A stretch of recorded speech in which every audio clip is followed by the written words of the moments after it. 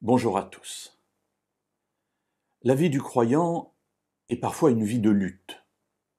Alors on ne veut pas pécher, on ne veut pas tomber parce qu'on aime Dieu, on aime ce qu'il nous dit dans sa parole et on veut l'accomplir dans notre vie.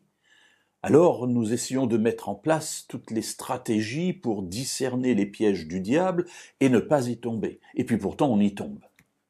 Alors le découragement est là, on s'enfonce parfois dans de la dépression, on lutte, on demande pardon, on se relève et puis on tombe à nouveau. Et on se dit, mais c'est infernal, on ne s'en sortira jamais. Peut-être faut-il lutter avec plus de force. Alors on va se contraindre, mettre des barrières extrêmement précises, on va ériger les conseils de Dieu pour notre vie en des lois immuables qui nous contraignent, dans lesquelles nous entrons, j'allais dire, au forceps. Est-ce cela la vie du croyant libéré? Est-ce cela la vie du croyant en Jésus? Je ne le crois pas. Il y a une grande vérité dans la Bible, qui est exprimée notamment dans le livre du Deutéronome, au chapitre 30 et au verset 6. Écoutez ce que dit Dieu à Israël.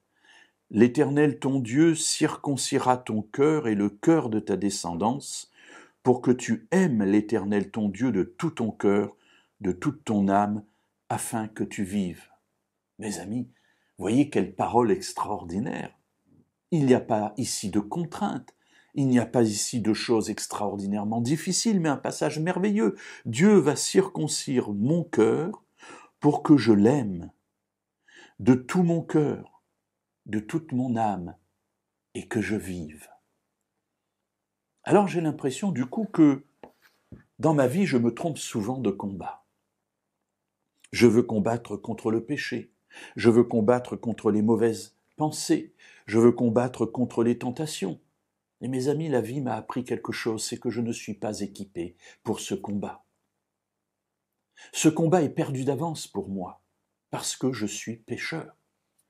Remarquez ce que dit ici ce passage, c'est Dieu qui va circoncire mon cœur. C'est Dieu qui va faire ce qui est nécessaire pour que je puisse l'aimer et vivre. Et du coup, je découvre que mon combat se trouve à un autre niveau, avec une autre portée. Je dois lutter non pas contre la tentation, mais je dois lutter pour développer ma communion avec Dieu. Et plus je suis avec Dieu, plus Dieu me rend capable d'être victorieux contre la tentation. Voilà le combat de ma vie. Non pas combattre contre le mal, mais combattre pour être avec Dieu. Avouez quand même que c'est plus dynamique, n'est-ce pas ?